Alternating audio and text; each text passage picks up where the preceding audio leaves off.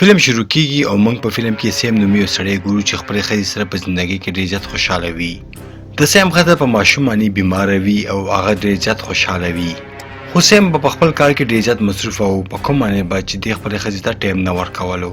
یو ورځ سیم چې کله خپل کار ته روان وي نو په لاره کې د دې اکسیډنټ وشي او دا پکې ډېر زیات ژوبله شي او چې کوم ګاډي سره د دې اکسیډنټ وشي هغه ګاډي کې سړی مړ شي. سیم ډېر زیات زخمي وي او هغه په امبولانس کې یو هسپتال ته راولي.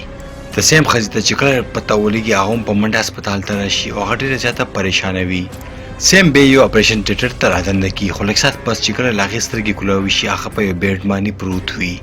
د سیم په جسم کې ډېر زیات پیپونې ورننستې وي خو سیم چې کله خوا کې نظر واچي هغې سره هلته کې یو بوډا سړی په بیډ باندې پروت وي او دغه سړی فلحال په کومې کې تللی وي. سیم بیا ګنټې بجاوي چې یوه نرسه راشي او د دې مدد وکړي ولې چې په دغه اکسیډنټ کې دا ډېر زیات زخمي وي او دا خوځېدی هم نشي.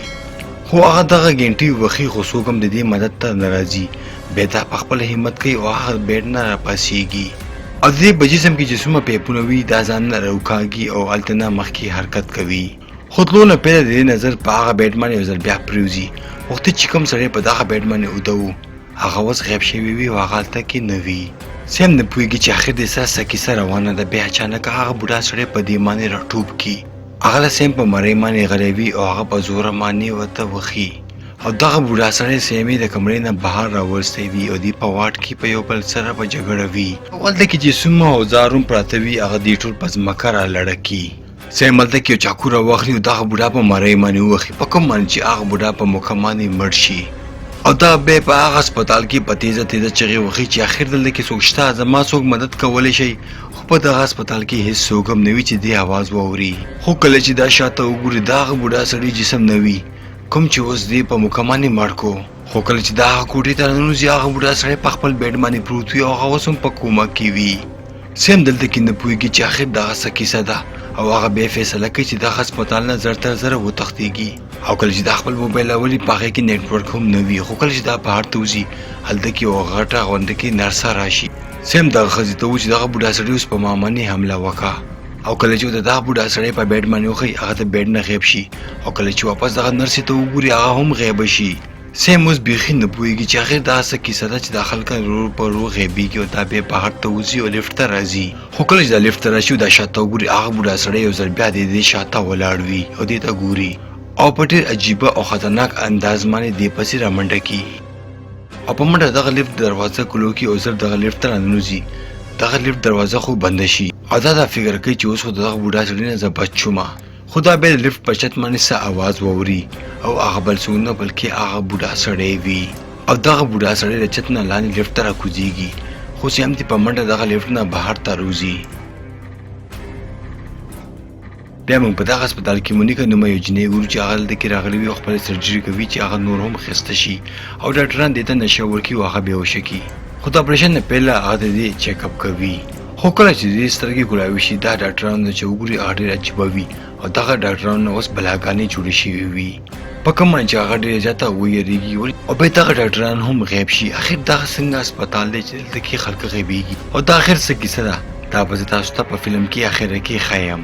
مونیکا هلته کې ډېرې زیاته چغې وښي خو دا بیا هلته کې څه درې جینکۍ ګوري چې هغې د نرسانو جامې اچولې وي. د دغه جینکیانو نوکان ډېر زیات غټ غټ وي او دغه جینکیانې ډېرې زیاتې خطرناکې وي. دا درېیمه جینکۍ دا ونیسي او په سټیچر باندې اوده کړي. دغه جینۍ چې کله په تیزه چغې وښي بهر سیم د دې اواز واوري او هغه د دغه کمرې ته راشي. د سیم په لاس کې یو هتیار وي خو په دغه جینکیانو کې یو جینۍ راشي او په دې حمله وکړي او دغه جینۍ په لاس کې یو چاقو وي او په دې غوزارو کې په کوم باندې چې د هغې خېټه وشکېږي. سیم هم په دې باندې حمله وکړي او یو غوزارو کې او لړۍ کې باقاعده دوه جینکۍ هم دې پسې مخکې راشي. سیم د دغه دوه جینکیانو سره هم ډېر په بادارۍ سره مقابله وکړي او مونیکا ته وایي چې راجګه شه او دغه هسپتال نه بهر وځه او دا دوه جینکۍ په دغه اپریشن تیټر کې بندې کړي. مونیکا سیم ته تپوس کوي چې آخر دا څه کیسه ده. هغه وایي زه پخپله هم نه پوهېږم خو دومره راته یاد دی چې زما اپریشن ته دغه هسپتال ته راغلی وم او چې کله مې سترګې راکولاوې شوې نو زه په یو بیډ باندې پروت وم او زما په خوله کې پیپونه وو او ما له هېڅ هم نه دی یاد. مونیکا ورته هم وایي چې زما هم اپریشن وخو چې کله مې سترګې کولاوې کې نو څه عجیبه غوندې کې خلک زما مخامخ ولاړو. سیم چې کله بار وځي هغه خپلې ښځې ته ټلیفون کوي خو دغه ټلیفون هم خراب وي او دا کار نه کوي. خو د دې نظر هلته کې په یو نقشې باندې پرېوځي کومه چې د هغه هسپتال وي لاندې یو تاخانه وي او بره یو چت وي او دوی دواړه دا فیصله کوي چې ځان بچ کولو لپاره به چېرته ځو خو دوی هلته کې د چغو اوازونه اوري خو کله چې دوی هغه واټ ته راشي هلته کې یو هلک چې چا په بیډ باندې تړلی وي او هغه په تیزه تیزه چغې وهي مونیکا دې ته وایي چې دا هلک مه خلاصوه کیدای شي که دا یو مجرم وي او دوی دلته کې تړلی وي او وګوره دې په لاسونو کې اتکړی نه دي خو سیم ورته وایي چې نه په دغه هسپتال کې موږ صرف دا 3 کسان یو او موږ ته پکار چې دغه هلک مدد وکړو او بیا د دې اتکړۍ کولاوي کړي دا لږ دوی ته وایي چې زه څه غل نه یم خو پولیس د شا نه په ما یو ډز وکړو او زه یې دغه هسپتال ته راوستم او زما علاج شروع و او کله چې زما سترګې کولاوي شوې نو ما خپل ځان په دغه حالت کې وکتو او کله چې دا درې ونه دغه هسپتال نه وځي دې هلته کې مکه درې جنګۍ ګوري چې دوی مخامخ ولاړې وي د چا په لاس کې چې چاقوان و هغه اوس د دې طرف ته را روانې وي سیم مونیکا او دغه هلک ته وایي چې دروازې سیټ ته لاړ شي او په خپله دغه دروازه دوی پسې رابنده کړي او دوی ته وایي چې زه لاندې په پوړو باندې راکوزېږم خو دوی بیا هلته کې هغه جنګۍ نه ګوري چې غیبي وي او په دغه پوړو کې ډېر زیات لوګۍ هم وي د دې نظر هلته کې په یو دروازې باندې پرېوځي کوم نه چې سور رنګ کې سره روشني بهر ته راوځي سیم چې ګرلانې کوزېږي خو هلته کې بې شاته نه یو سړی راشي او په دې باندې حمله وکړي او سیم ته وایي چې د لاندې نشیدلی او هغه سیم اوچت کړي او واپس یې بره راولي او د دې په مرۍ باندې غرلی شي او سیم مړ کوي خو شاته نه بیا یو ډاکټر راشي او په دغه سړي باندې په اوزار باندې غوزار وکړي او دې جنې اوس سیم د دغه سړي نه بچ کړو سیم ته بیا په دماغو کې څه زاړه یادونه راځي چې خپل ښځې سره ناست وي او په زندګۍ کې ډېر خوشحاله وي او یو ورځ چې کله خپل کور ته روان و نو د هغې اکسیډنټ شوی و او یو ډاکټر دا په سټریچر باندې واچي او یو سړي ته یې خواته راولي چې د هغه سړي نوم وارچر وي او دغه ډاکټر د سیم علاج کوي خو کله چې سیم چې په هوښ راځي د هغې په لاس باندې چاپټیانې لګولې وي او د دې سره خوا کې څه ګولۍ پرتې وي او دا یو ګولۍ راوالي او ویې خوري او سیم هلته کې هغه ګولۍ خوړلې وي او خپل شرټ واچي او د دغه واټ نه بهر ته راشي دې مخامخ یو پولیس راشي ورته وایي چې زه دلته کې څنګه راغلی یم خو سیم ورته وایي چې ما له هم پته نشته چې دلته کې څنګه راغلی څنګه چې تا له څه پته نشته داسې ما ته هم هېڅ پته نشته چې زه په دغه هسپتال کې څه شی کوم دغه پولیس ته وایي چې ما دومره یاد دي چې یو هلک غلا کوله او ما په هغې باندې شاته نه یو ډز وکړو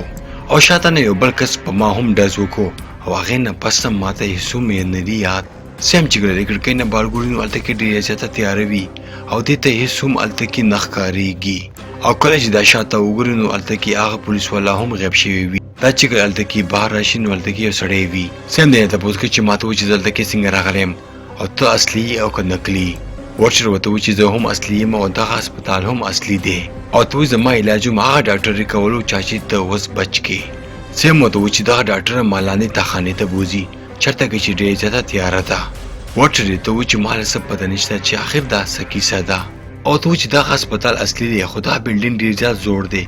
ځکه خو دا هر څه ګډوډ دي او ته وایي چې ما په چت باندې ډېره زیاته روشني کتلې ده او تا له پکار دی چې د بره په چت باندې لاړ شي بیا هلته کې هغه ډاکټره ښځه راشي او سیم دې ته وایي چې هلته کې یو پولیس والا دی چې په دغه هسپتال کې ګرځېږي او له هغې په لاس کې یو تومانچه هم ده او دغه پولیس هر څوک هم مړ کولی شي دا بیا هلته کې هغه 3 جنکۍ ګوري چې دوی پسې را روانې وي سیم دغه جنکیانو نه بیا وتښتېږي او دې دواړو کسانو ته وایي چې موږ ته پکار دی چې په منډه لیفټ ته لاړ شو خو کله چې سیم لږ مخکې روان شي هلته کې مکه سړی راشي کوم چې اوس په سیم باندې حمله وکړه او دا یې لاندې د تخانې نه وتلو نه ایسار کو او هغه لاندې په واټ کې ګرځي سیم دې ته وایي چې زه دغه سړي په هم غلطه وم او کله چې دې سړي مخامخ راشي هغه دې ته یو ځل بیا وایي چې لاندې تخانې ته ته مه ځه سیم هلته کې یو وړه ماشومه هم ګوري چې چا په مخ باندې ډېرې زیاتې پټیانې تاوې شوې وي خو اچانک دغه ماشومه غیبه شي او د دې به مخامخ باندې راشي خو دغه ډاکټر په منډه راشي چې سیم بچ کړي او هغه سړی یو ځل بیا راشي او سیم ته وایي چې ته لاندې مه ځه او آخر دا څه راز دی چې لاندې دا سړی نه پرېږدي خو وارچر هم دلته کې راشي او د دغه سړي پام غلطه وي خو دا سړی دا پرېږدي او هغه وارچر پسې روان شي چې سیم او دا ډاکټر دلته نه وتښتېږي خو دا سړی بیا دې پسې لیفټ ته هم راشي او دا سړی هغه ډاکټر اوچته کړي او ځان سره یې ویسي دلته کې سیم بیخي یوازې پاتې شو سیم ته لیفټ د چت له پاسه بیا څه اوازونه راشي او دا فکر کوي چې دا مکه کوما والا سړی دی چې بیا راغو او دا د لیفټ نه بهر ته په منډه روځي سیم اوس بړ چت ته راغلی وي کوم ځای کې چې دا مونیکا وګوري او ورته وایي چې موږ ته پکار دی چې بهر ته وځو خو کله چې د کړکۍ نه بهر وګوري اوس هم هلته کې ډېره زیاته تکه توره تیاره وي خو کله چې دوی په لیفټ باندې لاندې تښتېږي د لیفټ نه د دې ته یو سر راوځي کوم چې هغه سړی و چې لاندې ولاړ و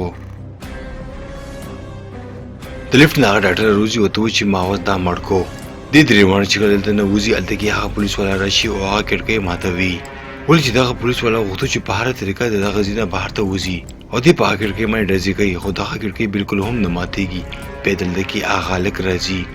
چاته چې هتکړۍ لګېدلې وي او سیم دغه هلک بچ کولو. خو پولیس تمانچه راخلي او دغه هلک دې نیسي ورته وایي چې ته خو غالې. دا هلک ورته وایي چې ما تاله پهله هم ویلي وو چې زه غل نه یم، او دغه پولیس سیم ته هغه کیسه کړې وه چې دا هلک غل دی. خو دغه پولیس له چا خبره هم نه اوري او هغه تمانچې راخلي او په دغه هلک باندې ډز وکړي او دغه هلته کې مړ کړي. دغه ټول خلک ډېر زیات پریشانه شي او ورته وایي چې تا ولې دغه هلک مړ کو. پولیس ته وایي چې به تاسو ټول مړه کړم او زه به په هره طریقه بهر وځم. خو کله چې دا ټول خلک بیا لیفټ ته ځي د هلته کې هغه سړي سر ګوري چې هلته نه غیب وي. خو اچانک هلته کې څه شوي چې په دغه پولیس باندې حمله وکړي او ځان ته یې راکاږي او هغه غیب کړي او د دغه لیفټ دروازه هم اچاکنکه بنده شي. په کومه چې سیم ونیکه او دغه ډاکټر هلته نه وتښتېږي. سیم هلته کې هغه وړه ماشومه ګوري چې ولاړه وي چې د چا په مخ باندې وختي پټی وي. د دغه ماشومې اکسیډنټ شوی وي او دا هم په دغه هسپتال کې ګیره وي، یعنې دا په اصل دنیا کې په کوما کې تللی وي. سیم دې سړي ته وایي چې دغه ماشوم به ځان سره جنت ته بوځم او دا دغه ماشوم په لیفټ کې دننه بوځي، خو برنبې بیا هغه بوډا سړی د لیفټ نه لاندې راټوپ کړي. سیم د دغه لیفټ نه بهر ته راشي او دغه ماشوم ته وایي چې ته بره چت ته لاړه شه. بیا دغه بوډا سړی په چاقو وخي او هغې نه ځان خلاص کړي او بره په پوړو روخیږي او بره راختلو کوشش کوي. خو هغه ډاکټر بیا راشي او سیم ته وایي چې ما سره لاندې تاخانې ته راکوشه. خو بیا هغه سړی راشي کوم چې په دغه هسپتال کې کار کوي او دغه ډاکټر یې مړ کړی و، کوم چې واپس ژوندی شي او دغه ډاکټر ونیسي او ځان سره لاندې تاخانې ته کوزه کړي. سیم بر چت ته راشي او دغه ماشومې لپاره د جنت دروازه کولاوه کړي. موږ په اصل زندګۍ کې دغه ماشوم ګورو چې هغه مړه شوی وي او د دې مور او پلار یې سره ناست وي او هغې جاړي. بل خواته موږ سیم هم ګورو چې هغه هم مړ شوی وي او له هغې ښځه هغې ته وایي چې تا سره ډېره مینه کوم. بیا سیم ته د مرګ نه پس له هغې له ښځې میسج راځي په کوم کې چې هغې ته یې لیکلی وي چې I love you. سیم هم خپلې ښځې ته جواب ورکړي او بیا یې دغه دروازې باندې ننوځي، یعنې سیم هم اوس جنت ته لاړ شي. په دغه فلم کې موږ ته داسې ځای ښیي چې څوک هم په کومه کې لاړ شي هغه دغه هسپتال ته راشي، کوم ځای کې چې انسان د زندګۍ او د مرګ په منځ کې وي